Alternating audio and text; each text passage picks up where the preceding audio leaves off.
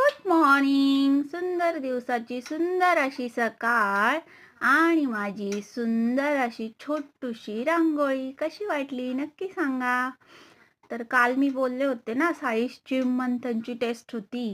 तर आज ती टेस्ट झाली आणि तो थोडासा नाराज होता. तर नाराजीचं कारण होतं, त्याचा एक क्वेश्चन चुकला होता आणि एक क्वेश्चन म्हणजे 2 मार्क. तर 18 मार्क्स मिळाले म्हणून तो नाराज होता आउट ऑफ 20.